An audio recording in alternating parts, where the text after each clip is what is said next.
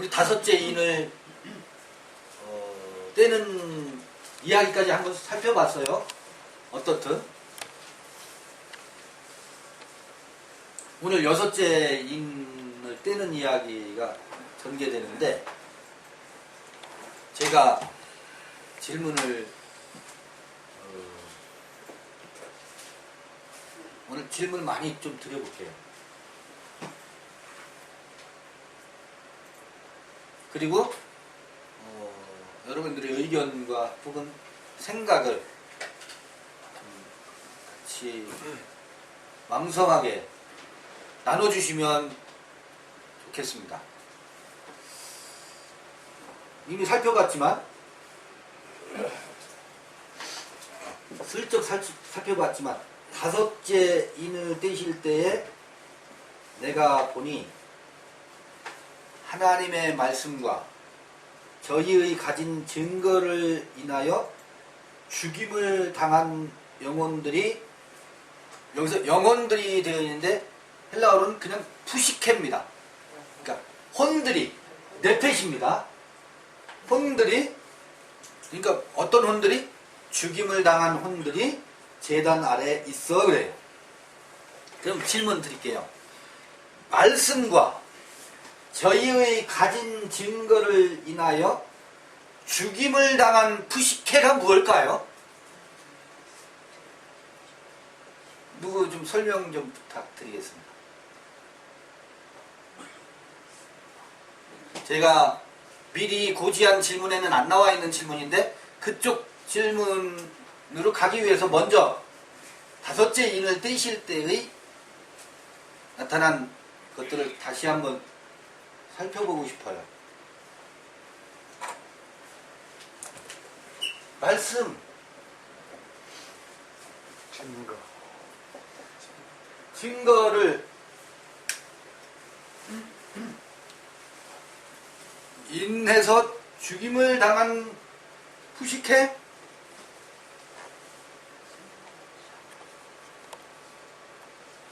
누구 좀 설명 좀 해주십시오. 그 말씀과 증거로 인해 죽임을 당한 그거는 네. 첫째 인을 뗄 때에 흰말 탄 자, 네. 붉은 말 탄 자, 네. 검은 말 탄 자, 청황색 말 탄 자가 그게 이제 가중되더라고요. 네. 처음에 활을 가지고 쌉니다. 멀리는. 그리고 칼을 가고 뺍니다. 그리고 이제 저울질을 해요. 저 사람은 일한 데다, 오래 있어야 되다. 그래도 그게 죽으니까 더 강력한 무섭고 두려운 이 청황색 말이 나오기 때문에 더 강화돼서 나타납니다. 그래서 네 가지의 인을 떼서 말씀에서 드러났어요. 그러니까 아, 내가 이러고 있구나. 왜냐하면은 요한은 하늘에서 내려다보는 상황이거든요. 그러니까 요한이 올라가서 하늘에서 누구를 내려다보냐면 나를 내려다보니까 내가 그러고 있더라. 그래서 그 네 가지가 죽었어요. 그 말씀으로 인하여 죽고 내 마음에서 증거로 그걸 증언을 하는 거예요. 그래서 그런 식으로 전개되지 않을까요? 누가 덧붙여 주실 수 있어요? 여기 영혼들이 할 때 복수로 되어 있어요. 푸시카스 이렇게 되어 있어요.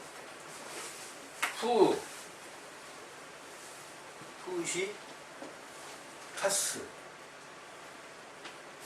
복수로 되어 있어요. 이게 푸시케 네펫이죠. 네펫이 영혼이 아니고 그냥 푸시키예요. 혼들이에요. 근데 이거 복수로 되어 있죠? 왜 복수예요? 앞에 첫 번째, 두 번째, 세 번째, 네 번째 백마탄자 드러났어요? 백마타고 뭐 해요? 말씀은 활을 쏘죠? 네. 누가? 내가. 푸시키가 푸시케가. 맞나요? 네. 이게 드러났대. 지금 말씀 아주 잘 짚어주셨죠. 드러나면 내가 활 쏘고 있네. 활을 쏘고 있는 그 푸시케가 뭐예요? 드러나면 어떻게? 죽어. 맞아요? 드러나면은요 더 이상 역할을 못해요. 활을 쏘는 짓을 안 해. 어설피 드러나면 해요. 어설피 드러나면 해요. 계속 해요. 우리도 계속 하고 있어요. 근데 크게 확연히 드러나면 뭐가 드러나요? 말씀에 로고스가 드러나잖아요. 그리고 증거가 드러나잖아요. 이 증거를 가진 자들의 그 짓이 어떻게 해요? 죽음을 당하죠. 그런데 이것을 모든 성경 해석자들이 말씀을 가지고 증거를 가지고 있는 자가 그때에 뭐 한다 그래? 다 순교한다 그래. 겉의 이야기로 전부 다 읽어왔어. 그래서 말씀을 가진 자가 고난을 받게 되어 있고 증거를 가진 자가 그 제단 아래서 신원해달라고 호소한다. 그렇게 해서 그걸 전부 어디로 끌고 왔었어요?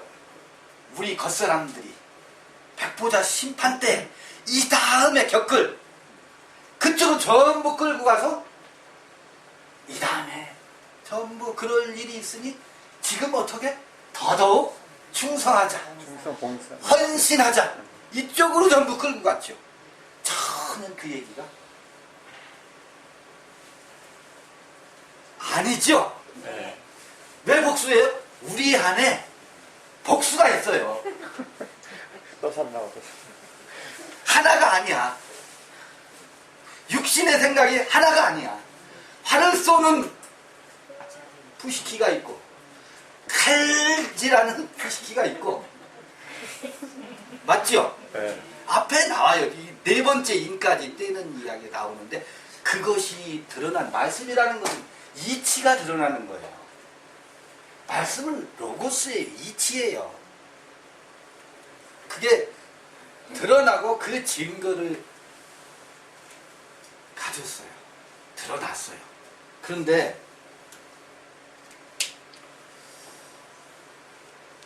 홍해를 건넜어요. 홍해를 건넜으면 누구 품에서 벗어났어요? 바로 품에서 벗어났죠? 그럼 만세죠?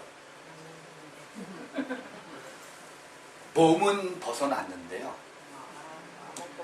400년 동안 바로의 채찍 아래에서 그 의식이 어떻게 되어 있어요? 찌들려 있죠. 완전히 한 몸이 되어 있잖아요. 네. 아니 홍해를 건넜으면 됐잖아. 예수 피로 다 구원받고 끝났잖아요. 그 의식은 광야에서 어떻게 해요? 다 죽는데 홍해 바다를 건넜잖아. 네. 바다가 뭐예요? 바다가? 홍해 바다가? 세례라며 침례라며 한번 받았으면 됐지. 다 끝났잖아요. 그런데 몸은 바로의 품에서 벗어났는데 의식은 애굽의 속성으로 어떻게 해요? 찌들려 있을 대로 찌들려 있잖아요. 그 400년에서 벗어났어요? 40년 동안 뭐 해요? 손 빼고 있네. 손을 죽이고 있네. 세탁해요, 세탁. 뭘 세탁해? 손 의식. 빼고. 바로 이 종의 속성의 의식이 철저히 하나도 남지 않고 다 죽어요. 다 죽는데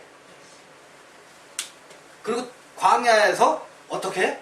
다시 태어난 자만 간대. 여호수아하고 갈렙하고 광야에서 다시 태어난 자만 하나. 요단강을 건넌대. 그죠?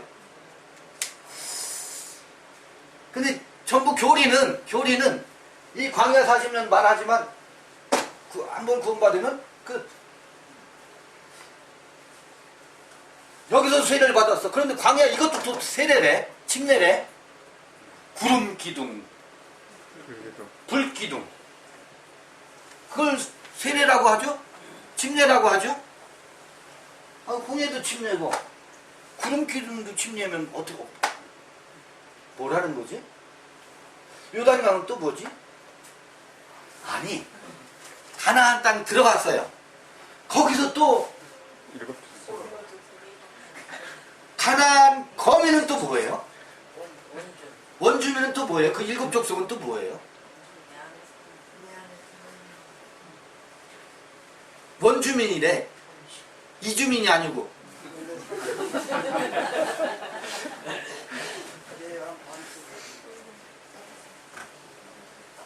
그게 내 안에 있는 이전 속성들이고 그게 푸시카스입니다. 이게 죽는 거예요. 내 안에 이게 뭐냐면 푸시케라는 것이 육신의 생각은 사망이고 영의 생각은 생명과 평안이다라고 바울이 로마서 8장에서 말하고 있는데 그 육신의 생각 있잖아요. 이 푸시키 코스예요. 사르키 코스이고 푸시키 코스. 요것이 어느 때 죽느냐면 말씀과 증거가 주어질 때 그것으로 인해서 이치가 드러나면 얘는 죽게 되어 있습니다. 그런데 이어서 나오는 얘기들은 다 죽질 않았어. 거기 보면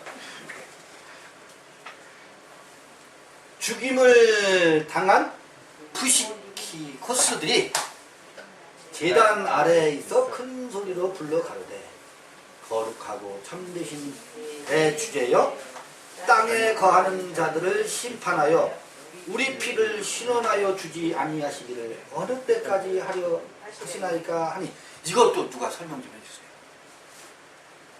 이거를 전부 우리를 이해하지 못하고 나를 핍박하는 저 왼수 같은 남편으로 해석하려고 저 예수도 모르고 저 밖에 있는 요소로 우리는 자꾸 그게 해석하려고 하는 습성이 되어 있어요.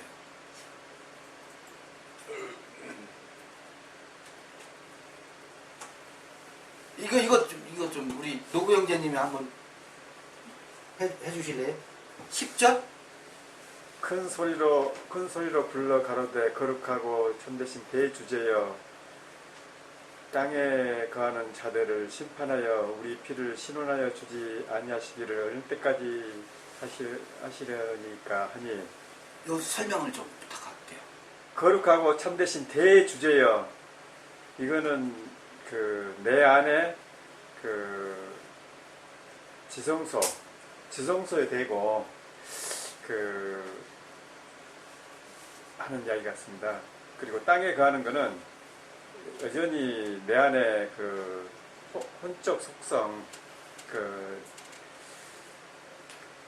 쉽게 얘기해서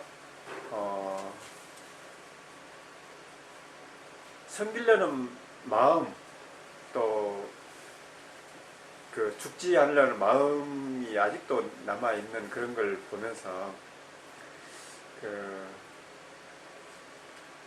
정도 잘 모르겠습니다. 예, 누가 또 좀 덧붙여 주십시오. 이게 어떤 상황일까? 내 앞에 내 인을 떼는 이 모든 것을 경험을 했어요. 땅에 거하는 자들 심판하여 우리 피를 신원하여 주지 아니하시기를 어느 때까지 하시려나이까 아니 아까 가나안 땅에 누가 거한다고? 일곱 족속. 원주민.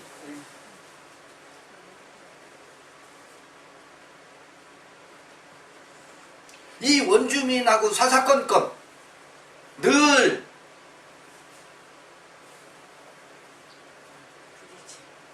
부딪힘이 있죠. 예. 내 안에 있는 작은 잔존해 있는 갈등이에요. 아직 찌꺼기로 남아있는 갈등. 큰 것들이 정체가 드러났어. 아, 그래, 맞아. 그러면서, 활을 쏘는 그 백마탄 이 실체가 절절하게 드러났는데도 내가 뭐 하고 있어요? 활을 쏘고 있는 모습. 내 모습이, 시원하게 드러나는데, 어느 순간, 내가 그 칼제비요, 활을 쏘고 있더라고. 여전히 땅에 속해 있는, 내 존재를 보고, 누가, 내가, 나 자신에게, 처절하게, 호소하는 그 신원해달라고 하는 나와 나에 대한 이야기. 그런데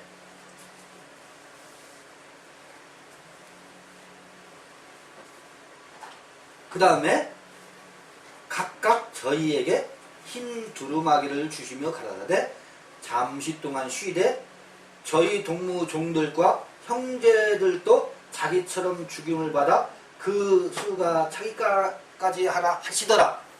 여기 이 수는 숫자를 얘기하는 게 아닙니다. 그 수가 차기까지 10, 7, 8, 9, 10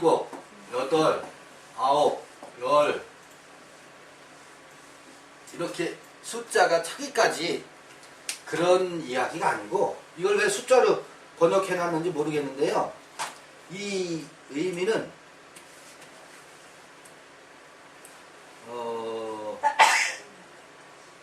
11절이잖아요.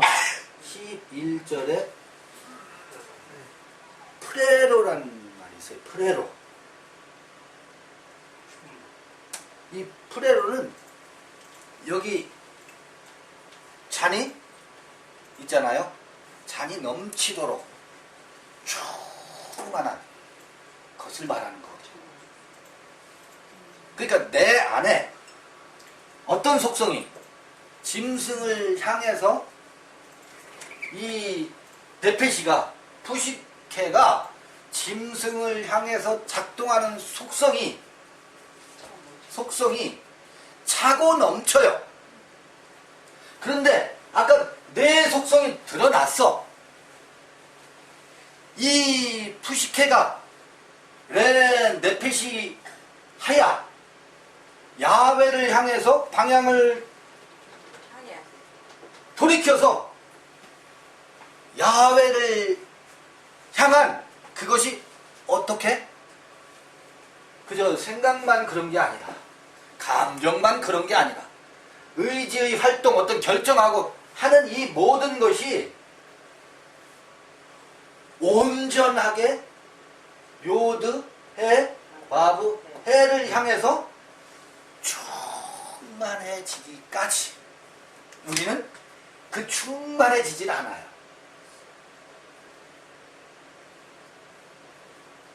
그 수가 차기까지라고 이걸 그렇게 번역해 놓은 거예요. 그러니까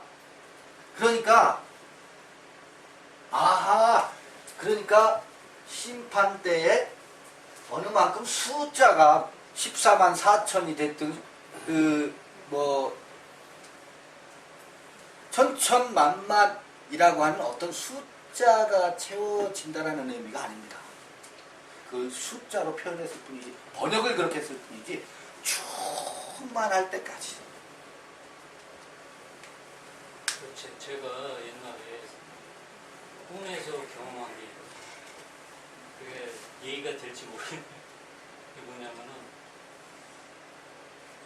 제가 한참 동안 육체적인 마음 상태로 가다가 진짜 그것도 지루하게 오랫동안 가더라고요. 가다가 그런 사고방식, 육신의 사고방식을 가지고 계속 가다가 다리가 나왔어요, 다리. 근데 거기서 딱 떨어졌어요. 죽었어요. 근데 내 의식이 살아있어. 죽었는데. 그래서 왜 의식이, 죽었는데 왜 의식이 살아있을까? 꿈에서 네. 지금 꿈 얘기예요. 네. 어떤 네. 그러니까 사람이 방금 네 가지가 죽었다 할지라도 그 요소가 그 사람의 몸에 배어 있기 때문에 그것이 잔존이 남아 있다는 거예요. 그래서 그것이 완전히 사라질 때까지가 죽음이라는 거죠. 그래서 로마서 그 아까 8장 인용했잖아요. 바울의 이야기. 육신의 생각과 영의 생각. 요거 두 개가 있는데 그 수가 차기까지는 뭐겠어요? 영의 생각으로 육을 죽이는 충만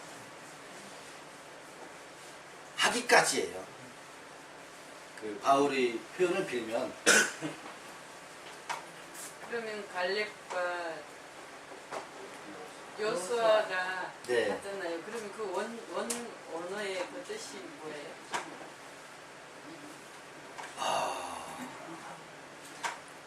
여호수아는 나는 나다. 네? 나는 나다. 아니 예수지. 야훼는 구원이시다. 그런 뜻이에요. 여호수아는 예수라는 말하고 이름이 똑같아요. 철자가 히브리어로. 여호수아가 예수예요. 그런데 여호수아는 그 이름이 어디서 유래했어요? 야훼에서 비롯됐어요.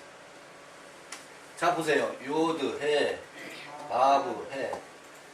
여기서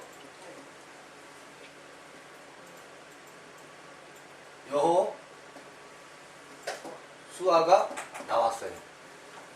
예수아예요.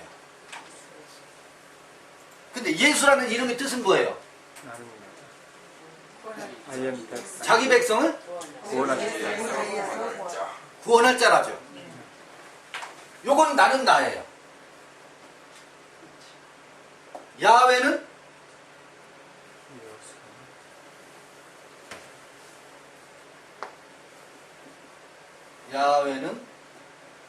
구원이시다.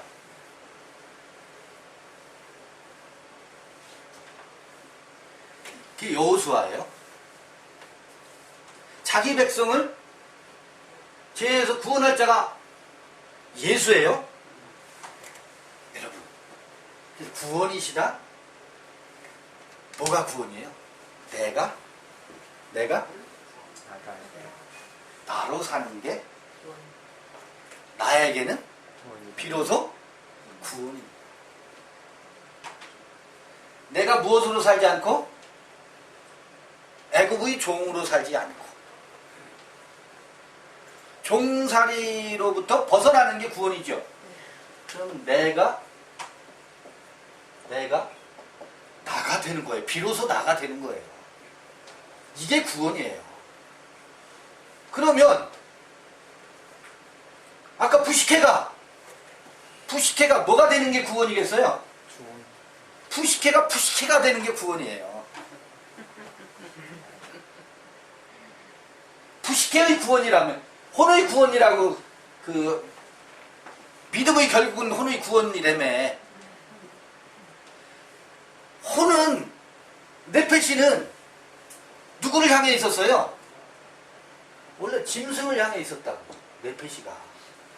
근데 이 네페시가 누구를 향해서? 레 네페시. 레 네페시 이 레가 붙는 거예요. 야훼를 향하게 되는 게 호는 여전히 생각과 감정과 어떤 의지의 활동이 이 푸시케거든. 이게 활을 쏘던 푸시케가 활 쏘는 일을 접는 게 푸시케의 구원이에요. 그러니까 여전히 생각과 감정과 의지가 달라지는 게 그건 여전히 그게 그래. 그게 내가 다 되는 것을 향해 있는 게 굳이 구원이라면. 그거 저기 누구야 베드로가 그 말을 써가지고 그런데 그 말을 그렇게 아주 멋들어지게 쓸 필요 없어요. 푸시케는 푸시케야. 푸시케가 달라지는 게 아니에요. 용도가 달라지는 거예요. 용도가. 내가 다 되는 방향으로 쓰는 게 푸시케의 구원입니다. 구원이라는 말을 쓴다면 누구를 위해서 봉사했었는데 짐승 죽은 자를 위해서 봉사했었잖아요. 그러니까 푸시케가 죽어 있는 거지. 근데 죽은 자를 위해서 산 그것이 여기 죽었대잖아. 갈렙은요? 갈렙은 다른 분이 설명 좀 해주세요.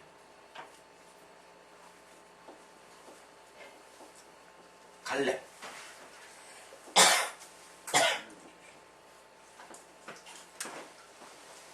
제가 그 사전에 도움을 받아서 같이 한번 살펴볼게요.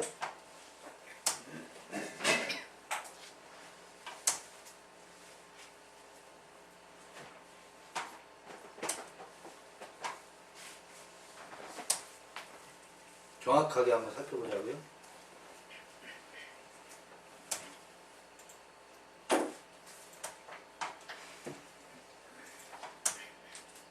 갈렙의 원문의 의미를 가지고 한번 살펴보겠습니다.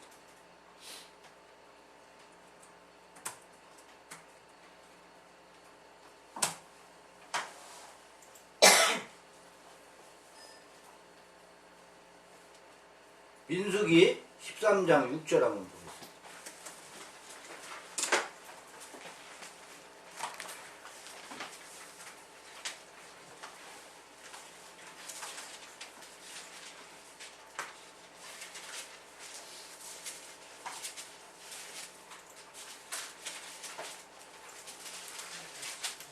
민수기 13장 유다 지파에서는 여분네의 아들 갈렙이요 그러죠.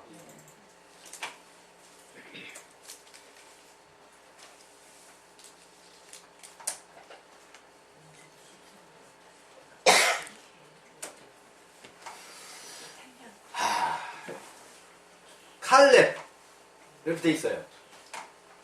볼게요.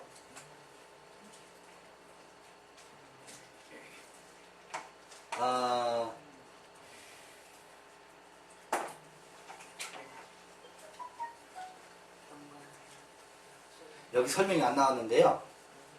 여분네의 경건한 아들 약속의 땅을 호의적으로 보고 점탐꾼 이러죠. 헤스론의 아들 베레스의 손자 유다의 증손 홀의 아버지 갈렙의 조부 해서 갈렙의 뜻에 대한 게 여기 안 나와 있는데 힘센이란 의미로 힘센이란 의미의 동일 어근에서 유래했다 그래요.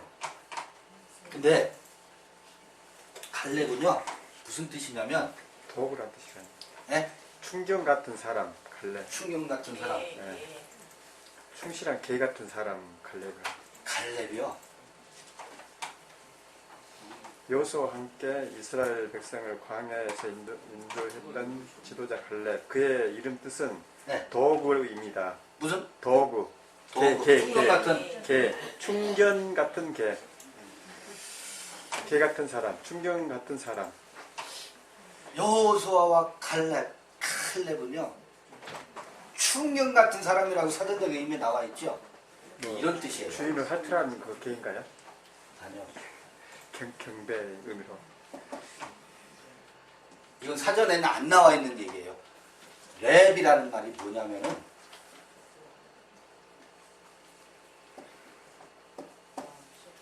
마음이라는 뜻이에요. 랩. 근데 여기 개가 붙을 수 있는데 여기는 가가 붙었어요.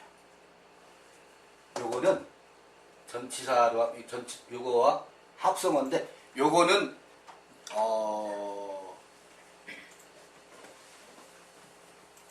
추론이에요. 무슨 뜻이냐면요. 갈렙과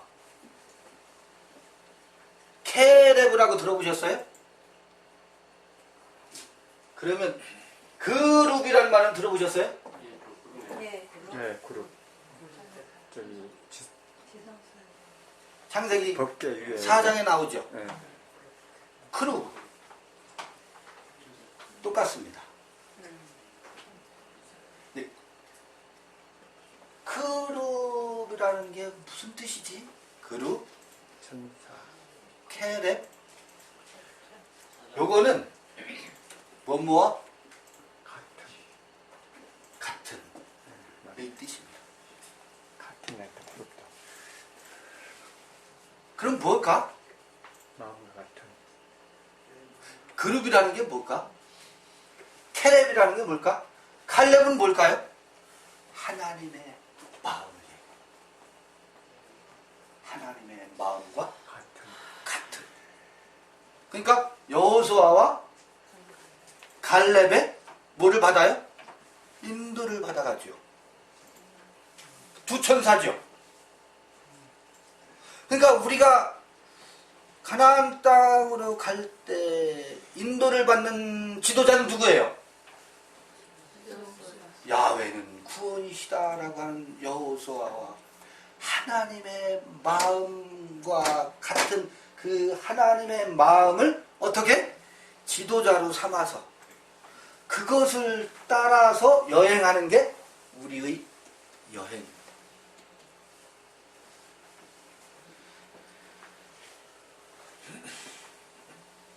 맞나요? 그래 말이 맞지요. 예. 진짜. 예. 이치에 이제 맞아요. 이치 맞아요, 이제? 네. 예. 그 두 지도자에 의해서 어디를 가요? 광야로 가는 것처럼 우리의 순례는 내가 나인 야훼 하나님과 그 하나님을 향해서 나아가며 그 하나님의 마음을 갖고 그 하나님의 마음을 좇아서 그게 그룹 천사예요. 천사의 인도를 받는다라는 것이 하나님의 마음을 따라가는 거예요. 광야에서 가나안 땅으로 갈 때 두 지도자가 있었는데 여호수아와 갈렙이 있었다면 갈렙은 천사 그룹을 상징합니다. 민수기 14장 6절부터 9절까지요. 네. 거기에 나와 있습니다. 내용이. 그들은 우리의 밥이라. 이미 주어진 것으로 이미 우리가 하나님이 우리한테 주어진 것, 확정된 것으로 이야기를 하고 있습니다. 그러니까 하나님 마음이 맞지요. 아까 도구라고 했잖아요. 도구. 다 그렇게 하지. 충견. 예. 근데 하나님의 마음처럼 확실한 충견이 어디 있어요? 율법적 충견 말고 보통은 이제 개 같은 마음, 내가 아무것도 아니라는 그게 돼야지 간다. 이렇게. 그런 것도 포함되지만 너무 실제로는 약하지. 그거는 율법적인 해석으로는 그게 율법적으로 해석할 수 있지만 그 하나님의 마음이 찾아서 그 하나님의 마음을 따르는 그 인도를 받는 것이야말로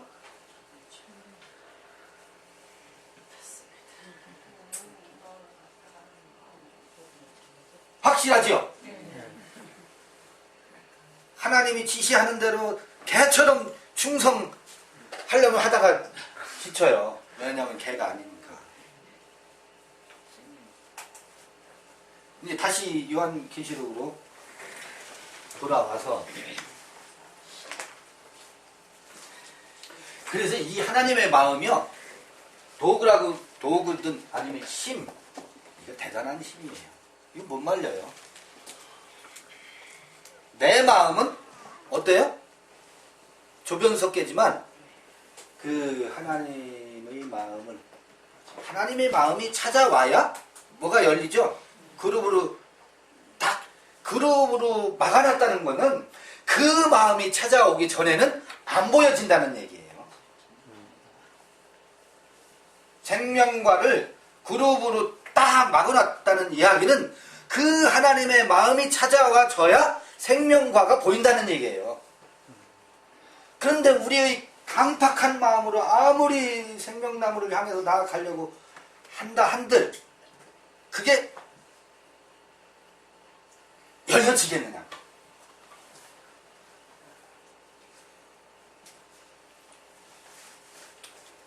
그러면 다시 아까 요한계시록 6장 11절로 가볼게요.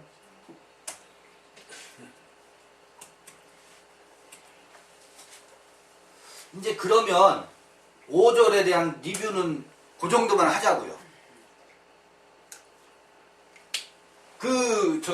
뭐가? 푸시키코스가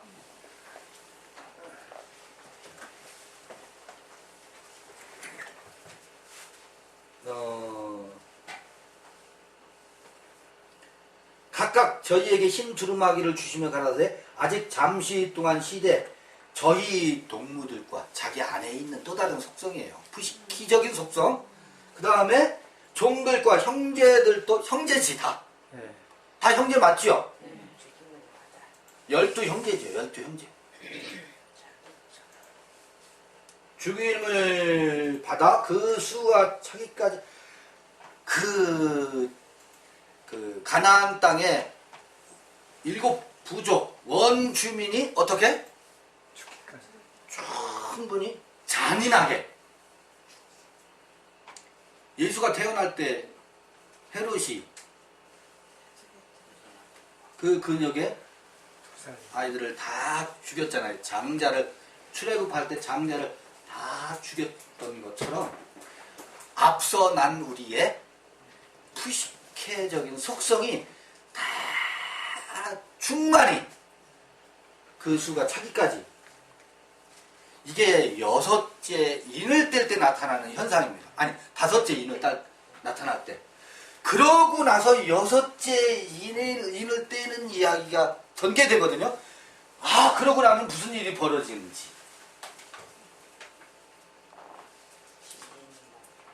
6째 인을 떼실 때 큰 지진이 나며 비로소 뭐 한다고요?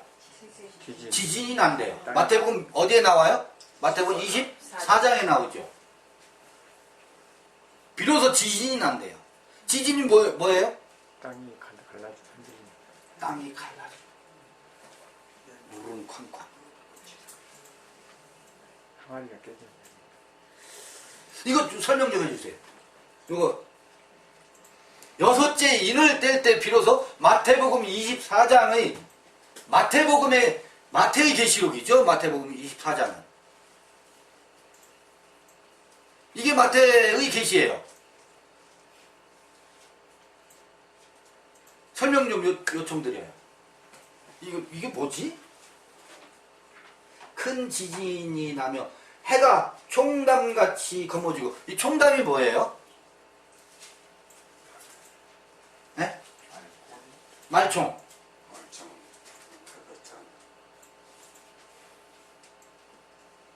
말꼬리가 검잖아요. 아니 말로 짠 선비들이 쓰던 갓이 전부 시커먼 게 말총이 검기 때문에 그런 거 아니에요?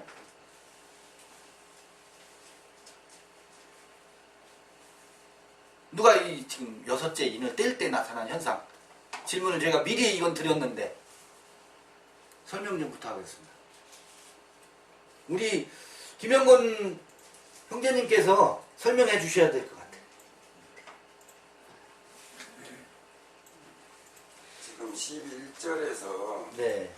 그 수가 차기까지 죽임을 받는 수가 차기까지 그 동무 종들과 형제들 이 죽임을 받아야 된다고 되어 있습니다. 그래 연결해서 여섯째 인을 떼는데 거기에 이제 큰 지진이 있다는 것은 땅이 흔들린다는 얘기거든요. 지금 땅이 흔들린다는 얘기는 요한이 하늘에서 자기를 내려다보고 있는 거거든요. 그래서 자기가 모습을 보니까 전율을 묶일 만큼 지금 심각한 상황이니까 부르르 떨잖아요. 흔들림이 올 거라고요. 거기에서 해가 총당같이 해가 빛을 잃었어요. 달이 피를 흘려요. 그러니까 그 상황은 완전히 그 해는 자기가 믿어졌던 그 신이 세상 임금인 신이 이제 완전히 빛을 잃었어요. 그럼에 마찬가지로 달은 따라서 해를 바라보고 있는 그 해의 영향력을 받고 있는 그 모습들이 같이 흔들리는 거거든요. 별이 그 태풍 불면은 시골에 감이 우수수 떨어져요. 네. 모조리 다 떨어진 것처럼 떨어져 나가요. 이 상태가. 그러니까 내가 현재에 있던 상황이 고스란히 다 보여진 거예요. 그래서 내가 지금 살고 목표하고 우상 삼고 그랬던 세상 임금도 떨어지고 임금도 있으면 왕족도 있을 것이고 거기에 장군들도 있을 것이고 종들 자유자들 다 포함된 거거든요. 그럼 우리 모든 김영곤이의 모든 상황이 다 지금 끝나는 상황이거든요. 그 바위 틈에 숨어서 그 영광을 가리우라 그런 거거든요. 그러면 이스라엘 백성이 모세가 시내산에 올라갔다 내려와서 말씀을 받아서 오니까 눈이 부셔서 영광을 보지 못했단 말이에요. 그렇게 육신 안에 있는 우리 모습을 보니까 정말 전율을 느껴서 볼 수 없을 만큼 심각한 상황으로 된 거거든요. 그러니까 이런 상황이 지금 벌어진 거예요. 우리 마음속에 굉장히 심각한 그런 상황에서 지금 느낌을 써놓은 걸로 보여집니다. 그러니까 이 다음에 종말의 때 이루어지는 이야기가 아니고 예루살렘 성이 얼마나 견고해요. 예루살렘 성이 무너지려면 땅이 흔들려야 돼요. 땅이 흔들려야 돼요. 예루살렘 성이 뭡니까? 돌로 지은 성전이잖아요. 예수께서 예언을 하신 거죠. 돌 하나도 돌 위에 남지 않고 다 무너지리라. 그거 무너진다는 건 뭐예요? 유대의 가치가 예루살렘이잖아요. 유대적 세계관, 유대적 종교관, 유대적 정치관, 유대적 삶의 모든 시오니즘의 중심이 예루살렘이란 말이죠. 근데 그게 어떻게? 와르르 무너졌다는 것은 지진이 나야 무너져요. 근데 그 성전 안에 있는 그들이 떠받치고 있는 그들의 지상 가치가 하늘이에요. 그죠? 그들의 하나님이 해예요. 그 해를 향한 믿음이 달이에요. 그 하나님을 향해서 믿음이 발현되고 그 하나님을 좇으면서 가졌던 소망이 뭐예요? 그게 별들입니다. 각종 꿈과 이상과 소망, 천국에 가서 캐털모자 안 쓰겠다는 소망, 충성 경쟁하면서 쌓아올린 그게 뭐예요? 전부 돌로 지은 성전이라. 충성과 헌신으로 쌓아 올린 명예, 종교적인 명예, 종교적 믿음, 소망, 그리고 거기서 진행했던 형제 사랑, 그 모든 게 어떻게 된다고? 무너진대. 언제? 여섯째 인을 뗄 때. 여섯째 인은 다섯째 인이 떼어진 사람들에게 오는 순서입니다. 순서라면. 그러니까 말씀과 증거가 다섯째 인이 찾아왔을 때 그게 찾아온다고. 두루마리가 각각 자기 두루마리 각각에게 주어진 그 로고스가 기록되어 있는 작은 책들, 두루마리를 가진 자들에게 그들이 실현합니다. 여전히 푸시케적인 요소가 자기 안에 있는 원주민들이 아주 자기 원주민이라는 게 뭐겠어요? 타고난 습성이에요. 타고난 아주 내가 늘 힘들어하는 있잖아요. 타고난 아주 성품. 그걸로 인해서 늘 갈등을 일으키게 하는 요인. 그 타고난 성품 때문에 탁 건드리면 자동으로 비난. 남편 비난, 아이들 비난, 손주도 비난해, 할머니들이. 쟤는 왜 저렇다니? 쟤는 누구 닮아서 저런다니?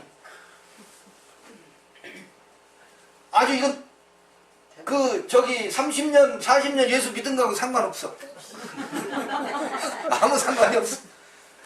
쟤는 애미를 닮았니? 애비를 닮은 거니? 하면서 뭐가 나가요? 비난이 나가요. 비판과 판단이 나가요. 생명의 에너지로 나가지 않고 선악의 에너지로 나가. 그게 뭐예요? 끊임없이 내 안에 원주민으로 있는 푸시키적인 요소거든. 그게 내 패시거든. 그게 어떻게 내게서 이게 나네. 이게 나란 말이냐. 내가 이렇게만 살다가 그저 인생을 마무리해야 되는가 라고 하는 것이 그 두루마리를 가지고 있을 때 말씀이 이치가, 생명의 이치가 그게 내 안에 들어와져서 야훼와 여호수아와 갈렙, 그 하나님의 마음이 찾아왔을 때 그것과 상반되는 몸짓이 나올 때 요놈이 뭐지? 그거 어떻게 해야 돼요? 잡아채야지.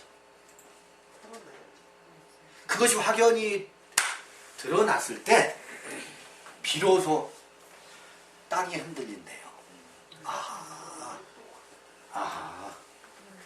그놈을 작동하게 하는 근원이 하늘에 있는 저놈 때문에. 여기 충담이라는 게요. 충담이라는 게. 그 우리말로 그렇게 번역해 놓은 거. 네, 그러니까 그게 다른 데서는 배옷이라고 돼 있거든요. 배옷이라고. 네, 그러니까 배옷은 사람 죽을 때 입는 상복이거든요. 상복이니까 아주 심각한 지금 해가 상복을 입은 거나 마찬가지로. 원래 네, 서양의 상복은 네, 검은 옷이잖아요. 네, 검은 옷. 저승사자. 죽음을 상징하는 거죠. 네. 그러니까 그 해와 같이 밝은 소망이, 그 사랑이 사망으로 드러나는 거야. 이게 사망이었구나. 사망으로 드러나는 거죠. 그게 검은 빛으로 드러난다. 상복이죠, 상복. 근데 원주민이 됐든 그 요소들이 작동하는 원리를 한번 보자고요. 작동하는 원리가요. 요새 GPS잖아, GPS. 좌표를 읽어주죠. 위치. 인공위성에 있는 신호를 받아서 위치 센서가 작동하죠. 이 원주민들이 작동하는 인공위성이 있어요. 인공위성이. 에? 무엇 때문에 이게 작동하는지 아세요? 인공위성 때문에. 인공위성 때문에. 그게 뭐가 됐든 어떻든 하늘의 용입니다. 네, 용. 하나님입니다. 하나님은 어떤 분이에요? 틈지 전능한. 옳은 분이야. 옳은 분이야. 선하신 분이고 옳으신 분이에요. 이거와 나가 주파수가 맞춰져 있어요. 맞춰져서 딱 내 마음에 안 들면 너는 틀렸다라고 판단하려는 그것이 그 센서가 어떻게 해요? 작동을 해요. 얘와 내가 하나예요. 나의 이기심과 이 이기심의 극단이 내가 만든 하나님입니다.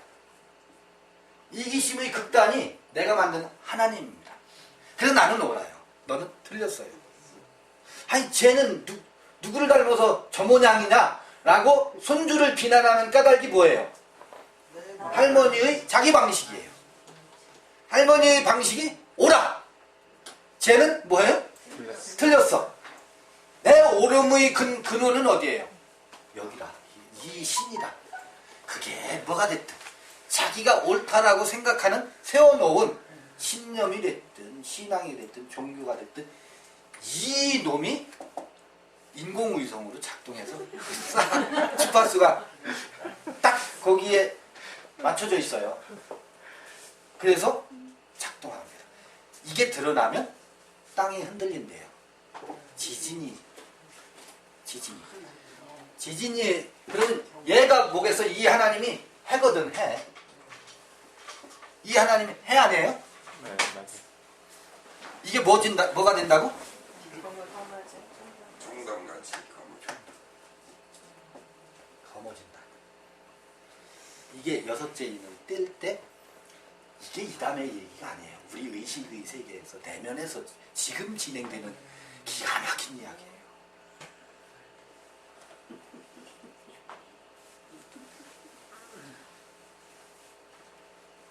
이 하나님 떠난다니까? 이 해가 떠난다니까? 아니 떠나는 정도가 아니고 검어진대. 나를 비추고 나를 살게 했던 해는 모든 만물을 만물되게 하는 근원이잖아요. 네. 나를 나되게 하는 힘의 원천이었었다고. 네.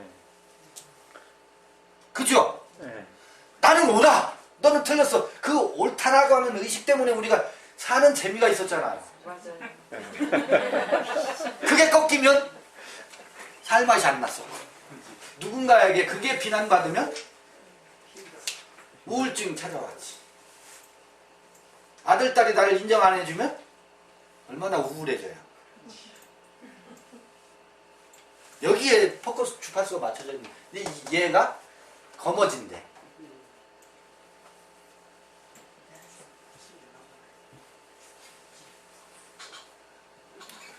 달도? 달이 어떻대요? 달이 어떻게 됐네? 피같이 됐네.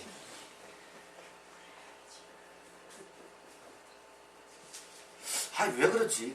예수께서 이렇게 다 해주셨다며. 그러면 이런 일이 없어야지. 왜 이런 일이 또 있냐고. 예수가 다 구원해 주셨는데. 예수를 잘 모르는 거예요. 너무너무 예수를 이상하게 만들어 놓고 예수 믿으면 다 된대. 예수는 이거를 안내하고 있는데 예수는 이거를 선명하게 보여주고 이걸 예언하고 있는데 이렇게 말하지 않을 수가 없었어요. 누구는? 요한은 예수 그리스도의 계시라 하면서 이게 예수 그리스도에 대한 계시라고 요한에게 보여진 예수 그리스도의 계시거든. 이게 전부 이게 예수 그리스도에 대한 이야기라. 근데 우리는 이 예수 그리스도를 하나로 예수가 우리를 대신해서 죽으셨고 우리를 대신해서 살아나셨고 부활하셨다는 걸로 퉁쳐버려. 그러니까 계시가 드러나요? 안 드러나요? 안 드러나요. 예수를 우상으로 만들어 놓고, 아니 예수가 절대로 내 대신 나의 삶을 살아주는 분이 아니라니까.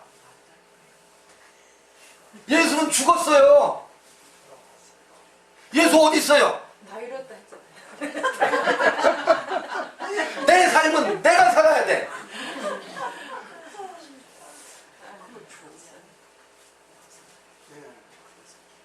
내 삶은 죽었다 깨나도 내 몫이지.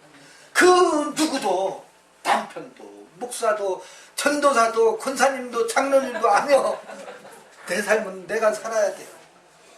내 의식세계는 내가 만들고, 내 안에서 무너져야 되고, 내 안에서 다시 살아나야 된다니까. 그것을 예수는 우리에게 뭐였어요? 다 보여줬다고. 그래서 예수는 우리에게 예수 그리스도의 계시가 우리에게 소망이 된 것이지, 그게 예수가 우리를 대신해서 살아준다는 얘기가 아니에요. 이 희한하게 만들어 놨어요. 전부 미륵사상으로 만들어 놨어요. 미륵사상으로 만들어 놨어요. 미륵 종교가 아니에요. 대신 종교가 아니에요. 대신 종교가 아니라니까. 대속의 원리를 이야기했는데, 그 대속의 원리는 그때 우리를 대신해서 죽었다는 얘기가 아니에요. 2000년 후의 우리 죄를 대신 짊어졌다는 얘기가 아니에요. 대속의 원리는 그런 의미가 아닙니다. 그건 다시 그 주제만 가지고 따로 한번 말해볼 수 있어요. 모든 대속의 원리는 예수의 대속의 원리처럼 그 대속의 원리가 있어요. 그 2000년 전 예수는 그 대속의 원리를 보여주신 분이지, 그가 모든 인류의 죄를 대속한 게 아니에요. 대속의 원리를 보여주신 분이지.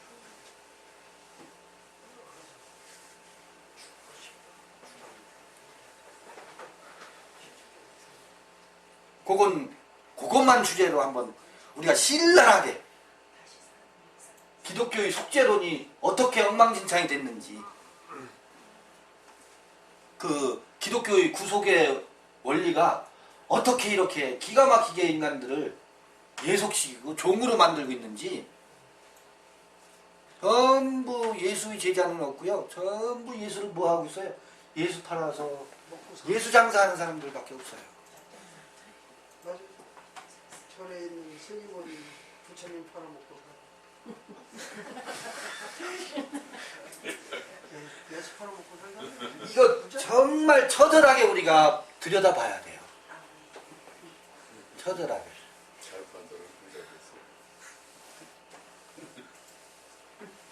그래서 보세요.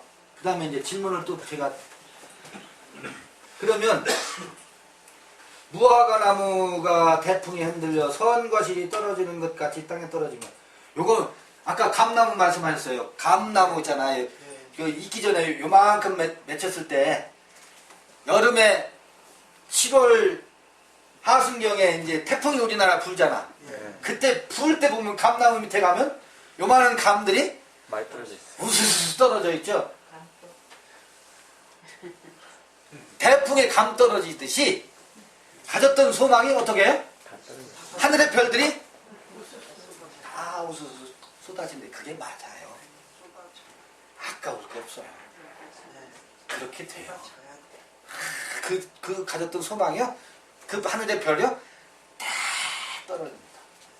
이건 실제 상황입니다. 우리 각각 안에 있었던, 여러분 자녀들을 키우면서 자녀들에 대한 소망을 얼마나 크게 가져요? 언제 그 소망이 다 깨져요? 예? 지 짝을 만나서 시집가고 장가가면 그때 그 자녀들을 향해서 가졌던 소망이 우수수수 떨어지고, 나도 살 길 찾아야죠.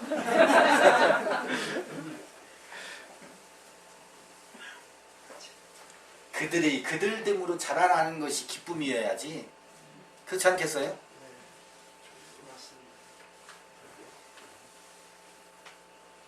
그들이 그들됨으로 짝을 찾아가서 새끼 낳고 잘 사는 것, 그것이 기쁨이지. 그 외에 갖는 소망은 다 대풍에 무화과 설리고 무화과가 떨어지듯이 다 떨어져 나가야 되는 게 맞아요. 그래야 내가 나로 살아요. 헛된 꿈에 얼마나 더 속아야 되고 얼마나 더 그걸 부여잡고 있어야 되겠어요. 그런데 그러면서 하늘의 종이축이 하늘은 종이축이 말리는 것 같이 떠나가. 이게 처음 하늘이 지나가는 거예요. 이 하늘이 종이축이 말리는 것 같이 말리기 전에는 결코 율법의 1.1획도 지나가지 않는데, 나는 율법이 벌써 지나갔다고? 말이야 전부. 법이 지나갔다고요? 천만에요. 하늘이 종이축이 말리듯이 그 처음 하늘이 지나가야 율법이 지나간다는 얘기예요. 법으로부터 벗어난다는 얘기예요. 사람들은 전부 하나님의 말씀은 1.1획도, 천지는 없어져도 하나님의 말씀은 1.1획도 어떻다고? 없어지지 않는다. 그렇게 말씀만이 보하다. 그걸 강조하는 걸로 마태복음에 나오는 데 있는데 그 얘기가 아니에요. 원문을 자세히 깊이 들어봐 보세요. 하늘과 땅이 지나가기 전에는 율법으로부터 자유롭다고? 천만에 만만의 콩떡이다. 1.1획도 못 벗어났다. 그걸 얘기하는 거거든요. 하늘이 종이축이 말리듯이 말려야 비로소 우린 뭐다? 법으로부터 벗어난다는 거예요. 그 얘기거든요. 말씀의 소중함을 강조하는 내용이 아니에요. 그게 율법의 1.1획도 지나가지 않는다는 거예요. 언제까지는? 하늘이 말리기 전에, 땅이 흔들리기 전에는. 그래서 이건 재앙이 아니에요. 이 재앙이 있어야 우리가 살아난다는 거예요. 이 재앙을 맞이해야. 이건 모든 생명의 원리예요. 씨를 뿌려봐 보세요. 씨가 와야 되지 않고 싹이 다 나요. 거기서 이 산을 옮기라 하면 복음서에 그런 얘기 나오죠. 산을 옮길 만한 믿음 나오죠.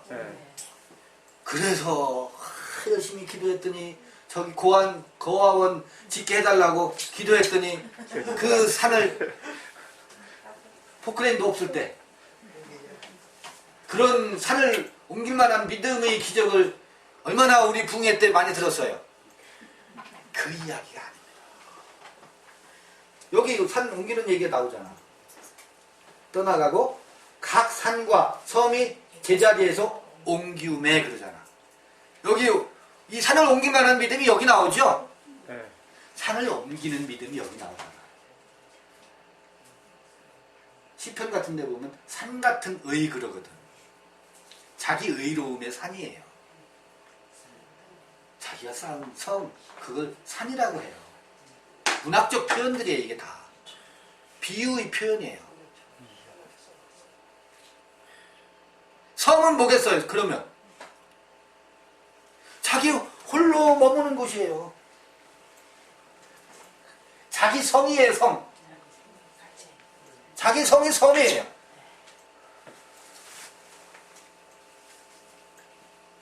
이게 옮겨진대.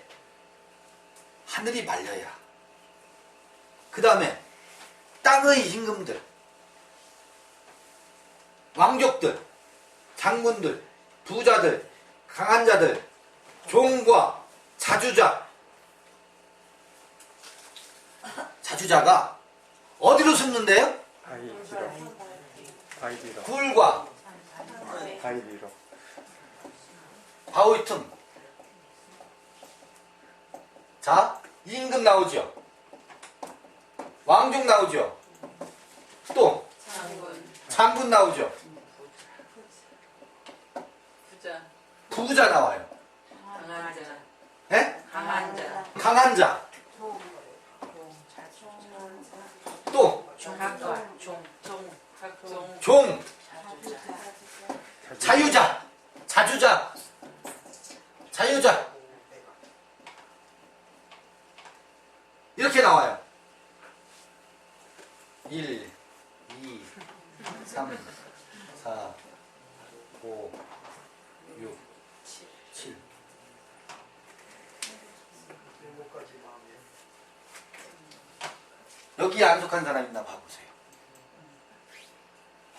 우리가 왜 시달리는지 아세요? 왕이 되고 싶어서. 고을사또. 거기에 빌붙어 있는 게 왕족이죠. 똘마니 중에 중간 똘마니. 거기다 힘 좀 쓰죠. 장군, 부자, 믿음의 부자. 내가 말씀을 여러분 부자죠. 출포리 말씀을 가지고 있잖아. 출포리 복음을 가지고 있잖아. 강한 자. 거기 또 종이 또 있어. 자유자라.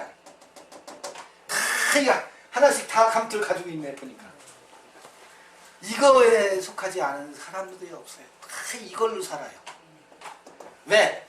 아까 거기에 이 하나님의 안테나가 주파수가 맞춰져 있기 때문에 다 머리가 될지언정 꼬리가 되지 않게 해주세요.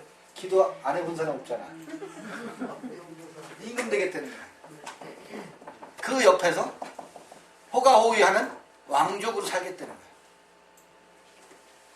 거기서 선봉대장 지켜만 줘.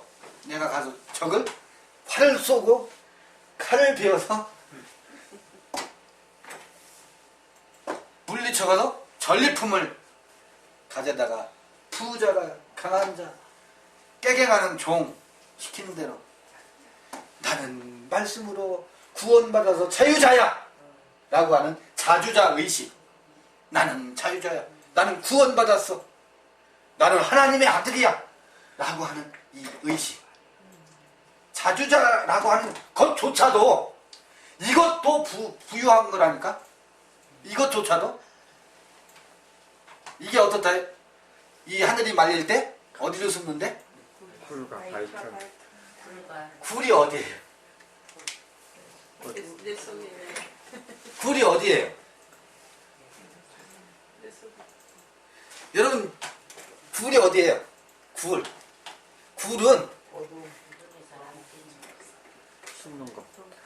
여우도 굴이 있고 그러죠? 거기서 여우는 누구예요? 예수. 헤롯이죠? 그럼 헤롯의 굴은 어디예요? 헤롯 궁전이죠? 근데 굴로 표현되어 있어요. 헤롯을 짐승으로 표현하고 있어. 들짐승으로 표현하고 있어. 자기가 가지고 있는 헤롯은 정치 이데올로기잖아요. 정치적 신념 아니겠어요? 자기가 쌓은 성이 이 짐승들의 집이에요. 자기 집, 자기 틀, 자기 프레임, 자기 의식의 세계. 그게 뭐예요? 자기가 머무는 굴. 집이에요. 자기 집. 그게 짐승이기 때문에 뭐라 그래요? 굴이라고 하는 거예요. 이게 하늘이 말릴 때 어디로 도망가서 숨는지 아세요? 그래도 나는 자기 믿음의 굴, 자기 성경 지식의 굴, 자기 집으로 숨어 들어가서 굴로 쏙 들어가서 어떻게 해요? 안 나와요. 뭐를 거부해요? 마지막으로 저항하는 거지. 하늘이 말리고 땅이 흔들리면 어디로 쏙 도망가? 각자 자기 굴로 들어가. 그 사람 틀렸어. 아니야, 그게 아니야. 이게 맞아. 아니야. 뭔 소리야? 하고서 자기가 지어놓은 굴 속으로 쏙 들어가요. 그렇지 않으면 바위, 그 바위는 뭐겠어요? 산 굴과 산 바위 틈에 숨는데 그 바위가 어디겠어요? 믿음이 큰 사람. 자기가 그 집을 질 때는 꼭 바위에 지어요. 유대인들이 집이 돌에다 이렇게 그 주춧돌 해서 세우잖아요. 그러니까 오죽하면 건축자가 버린 돌이라고 하잖아요. 버린 돌을 머릿돌로 세웠다 그러잖아. 건축자는 어디? 다 자기 바위에다가 집을 짓잖아. 그렇죠? 예수는 건축자가 버린 돌이었어요. 이 자기 믿음이지. 자기 그 바위 틈으로 숨어 들어간대요. 그때는 이게 마지막 최후의 우리 자기를 지키려고 하는, 안 죽으려고 마지막 몸부림치는 모습이에요. 여섯째 인을 뛸 때 이 모습이 보여야 돼. 아, 내가 여기를 숨고 있네. 거기에 숨고 있는 내 모습. 저도요. 어디로 숨는지 아세요? 가장 아주 포대에 몰릴 때는 제 자존심 속으로 싹 숨어 들어가요. 그걸 딱 지키고 그 안에 그 굴로 들어가서 엉짝살상하네.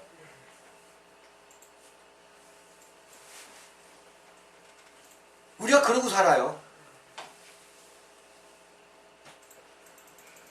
이렇게 아주 피할 수 없도록 적나라하게 사도 요한이 계시록에 이렇게 우리의 내면 세계를 상징적인 언어로, 문학적 표현으로 이렇게 기록하고 있어요. 들통내고 있어요. 얼마나 디테일해요. 오늘날 어떤 분석심리학이 이렇게 적나라하게 들춰내겠어요.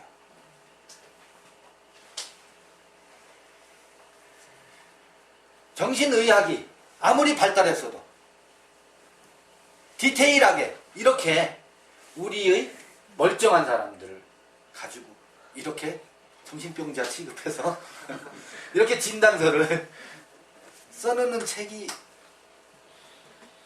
요한은 이렇게 기록할 수밖에 없었어요. 왜냐하면 그가 반모섬으로 어떻게 했어요?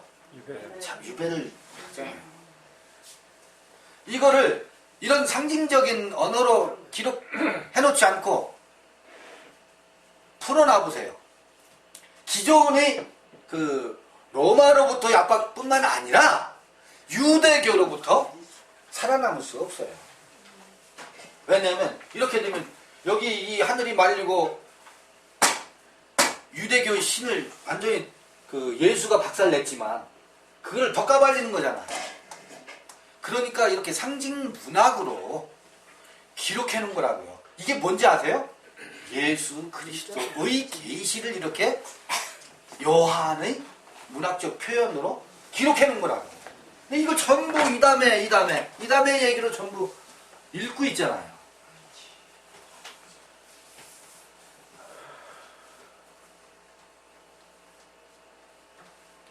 산과 바위에게 이르되 우리 위에 떨어져 보좌에 앉으신 이의 낮에서와 어린 양의 진노에서 우리를 가리우라.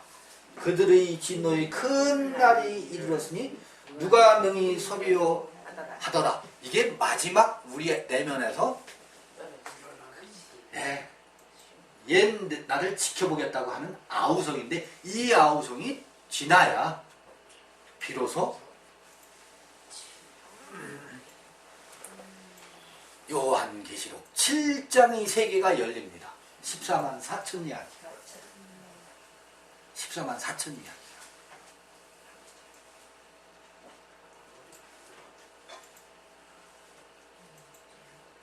그러니까 이 이야기를 들으려고 안 하지. 지금. 자기가 박살나는 이야기입니다. 자기가 박살나는 이야기잖아. 이 인이 여섯 번째 인이 우리에게 떼어져야 돼요. 떼어져야 돼요. 이건 저주가 아니라 이게 십자가의 고난입니다. 어린 양, 아까 그 요한계시록 6장 처음 시작이 뭐였어요? 내가 봄에 어린 양이 7인 중에 하나를 떼시는 그때에 내가 들으니 네 생물 중에 하나가 우레소리같이 말하되 오라 하기로 할 때, 어린 양이잖아요. 어린 양만이 이 인을 뗄 수 있는 거예요. 우리가 우리 자신의 피 흘림을 통해서만 이게 떼어지는 겁니다. 아씨. 누가 좀 덧붙여 주시면 좋겠습니다. 제가 예. 그러면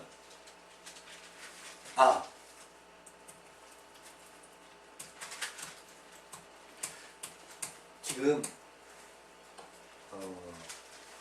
우리가 정말 놓지 않는 게 이거예요. 이거 임금의 자리. 이것 때문에 종교가 왕성합니다. 예수는 이거를 어떻게 해요? 거부합니다.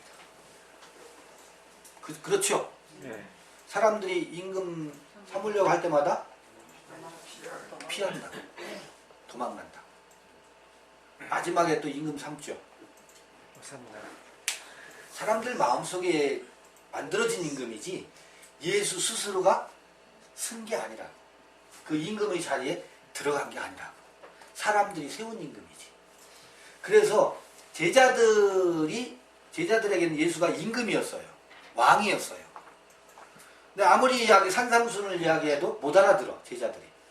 그러니까 그 임금을 어떻게 해요? 십자가에 매 달아버렸어요.